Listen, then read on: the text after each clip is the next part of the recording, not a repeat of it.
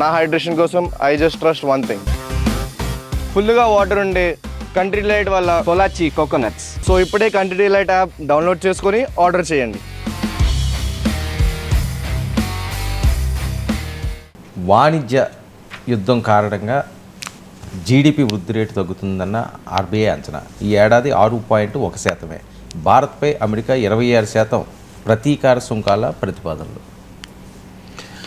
అంటే ఇప్పుడు ఈ ట్రేడ్ డీల్ భారతదేశం డిసెంబర్లోగా వాణిజ్య ఒప్పందం కుదుర్చుకుంటుంది అంటున్నారు. రిజర్వ్ బ్యాంక్ ఆర్బీఐ అంచనా వేసింది ఏంటంటే టారిఫ్లు యుద్ధం వల్ల ఈ మనపైన 26% విధించడమే కాదు, ప్రపంచ ట్రేడ్ మొత్తం డిస్రప్ట్ అవుతుంది. ఇప్పుడు డబ్ల్యూటీఓ అంచనా ప్రకారం కూడా 1% గ్లోబల్ ట్రేడ్ పడిపోతుందని. తర్వాత గ్లోబల్ ఎకానమీ దెబ్బతింటుంది. మీకు అమెరికా వృద్ధి రేటు, చైనా వృద్ధి రేటు కూడా పడిపోతాయని. సో ప్రపంచ వృద్ధి రేటు పడిపోయినప్పుడు ఈ గ్లోబలైజ్ ఎకానమీలో ఇండియాపై కూడా ప్రభావం ఉంటుంది అని. అందువల్ల వృద్ధి రేటు పడిపోతుంది అనేది reserve bank of India governor వ్యక్తం చేసిన ఆందోళన. ఈ అంతర్జాతీయ ఫ్యాక్టర్స్తో కూడా ఆల్రెడీ దేశీయ ఫ్యాక్టర్స్ కూడా ఉన్నాయి.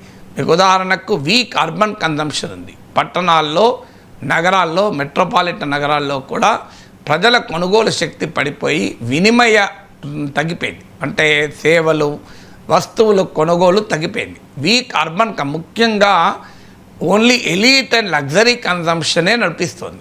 మీరు చూడండి, మీకు ఆటో రంగంలో వెళ్ళండి, బడ్జెట్ కార్ల అమ్మకాలు పెరగడం లేదు, లగ్జరీ కార్లే పోతున్నాయి. రియల్ ఎస్టేట్ రంగంలో చూడండి, పెద్ద పెద్ద విల్లాలు, పెద్ద పెద్ద అపార్ట్మెంట్లు అమ్ముడుపోతున్నాయి తప్ప మిడిల్ క్లాస్ పెద్ద ఎత్తున కొనుగోలు శక్తి లేదు.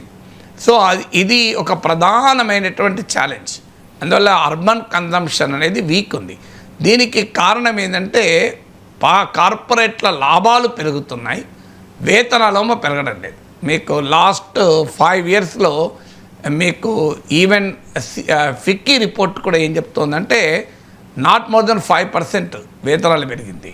అదే మీకు కార్పొరేట్ ప్రాఫిట్స్ ఏమో 100% పెరుగుతుంది, భారీగా పెరుగుతుంది కార్పొరేట్ ప్రాఫిట్స్.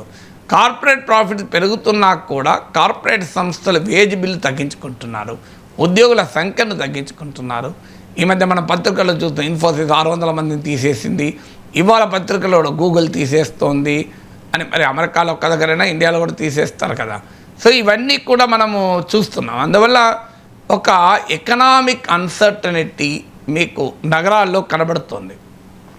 ఆల్రెడీ ధరల ప్రభావం ఉంది. మీకు ఉదాహరణకు రెంటల్ ప్రభావం,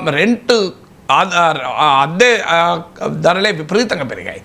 సో అందువల్ల వీక్ అర్బన్ కన్జంప్షన్ ఉంది. రూరల్ రికవరీ అనీవెన్గా ఉంది. అంటే గ్రామీణ ప్రాంతాల్లో కూడా ఆర్థిక రికవరీ అనీవెన్గా ఉంది.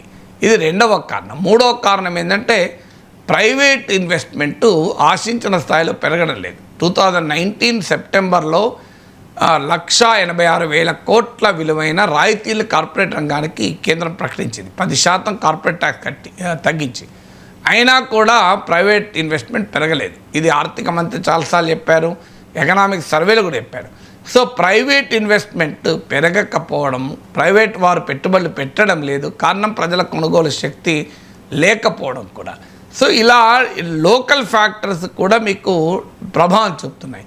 అంటే కేవలం అంతర్జాతీయ పరిణామాలే కాకుండా లోకల్ ఫ్యాక్టర్స్ కూడా ప్రభావితం చూపడం వల్ల మీకు వృద్ధి రేటు దెబ్బతింటుంది అనేటువంటి భావన చాలా ఇప్పుడు అది అనధికారికంగా ఉన్న భావనను ఆర్బీఐ గవర్నరే వ్యక్తం చేశారు.